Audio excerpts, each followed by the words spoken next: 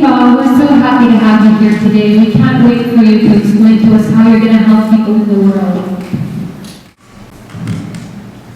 Hello. I'm sure you're going to disappoint me, but thank you for coming. My name is Hippocampus, and I'm from India. I came here today to present to you a new idea, an innovative idea for a solution for clean drinking water in villages in India. Women in India collect water. They take a lot of time collecting these water from local water sources. More than 1 billion people around the world without access to safe drinking water. More than 50% of hospitals around the world have occupied by people who have disease from water. And 70% of rural habitations in India lack safe drinking water. I'm here today to minimize these numbers, hopefully, with your funding, to find a solution for really clean water. So I'm proposing this idea to you today. If you can consider it, I'm here. I want you to fund me with $600,000, if possible, to have these plants all over India. We're going to start with 12 plants in around villages around Hyderabad. Thank you. That was amazing. Wonderful, wonderful. Yeah, such a noble cause to help people in need. This is no easy feat. As we know in the charitable world, this is a huge challenge. See, I told you you're going to disappoint me. First of all, I don't like the idea. I really just don't like it. I mean, what is it about this, you're just taking water out of earth and giving it to people. I don't see anything innovative or new in what you're doing. You can't cut your costs by doing the same thing that everyone has been doing for the past. Since humanity began, they've been getting water out of the earth. I don't see what's new, what's innovative about your project that will make it get some decent money. I think your idea actually meets the criteria that we actually are looking for. You demonstrated clearly how it's able to grow and expand, which depicts scalability. Your business also seems to be standing on its own feet, or about to. That's financial sustainability, and clearly solving the water problem in India also. I think we have a winner. Congratulations. Thank you so much. Hi everyone, my name is Ahmed, and today I will be presenting to you, dear panel, a venture idea. And our organization is called Benefits. Just to give you a little background on myself, I've been living in Africa for the past 10 years. I moved around from South Africa to West Africa, doing a lot of things, working for business and also for the United Nations. So I'm very aware about the problems that these countries have, and hopefully by presenting this idea to you today, you'll be able to improve people's lives in Africa. A few things about malaria. One of the disturbing facts is that every 60 seconds, a person dies because of malaria. Now, just think about that for a second. So, by the time I'm done, you probably have 4 people that die because of malaria.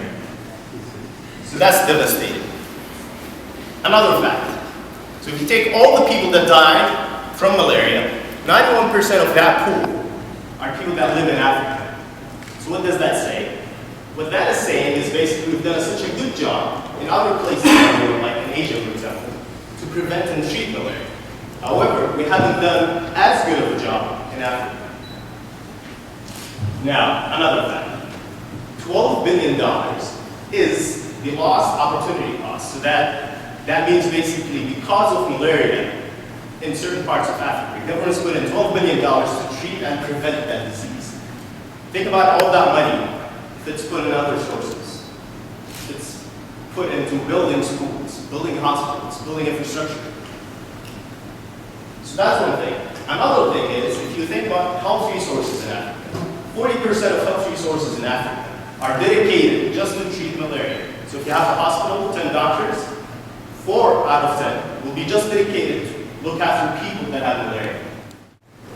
I am here today simply to ask for $1 million, which I will use to buy these bidnets and also give them out in West Africa, in countries like Angola, Mali, and Guinea.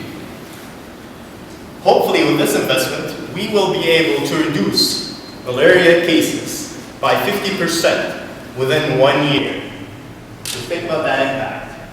I personally think that we clearly have a very passionate gentleman, yet Ahmed, I think, as you may know, that as an investment committee, we do look for investments that meet 3 criteria: the social impact, which you've beautifully done, and yet you didn't really meet the financial sustainability and the scalability as well. Had it been considered, or maybe you would like to consider it in the near future, probably, I'm sure that this is going to be a winning pitch or idea. Thank you. Thank you for coming. The idea here is to try to build learning centers in India, in rural India specifically, and hopefully have social impact as well as some return. So just to give you some background about the problem, there are 600,000 rural villages in India, but with about 150 million children going to schools in these villages.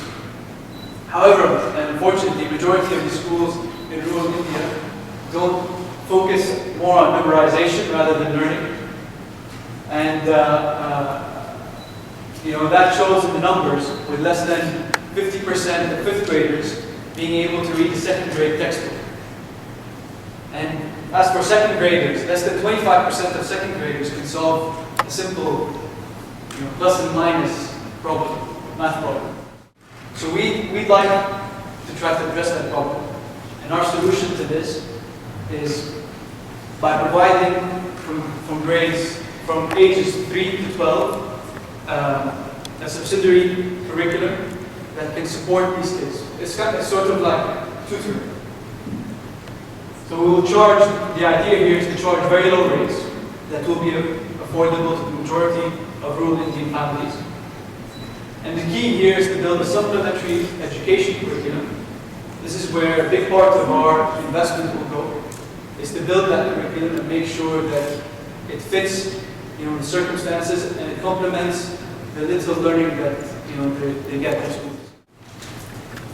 So what I'm asking from the panel is $500,000 that we're going to invest in the curriculum and setting up the first few schools in the villages. And the idea here is to repay you over the long run as we achieve scalability. And then hopefully provide you with some social returns, financial returns, and the social returns in the curriculum. I got a good sense about this venture, but I need to consult with the other judges on this.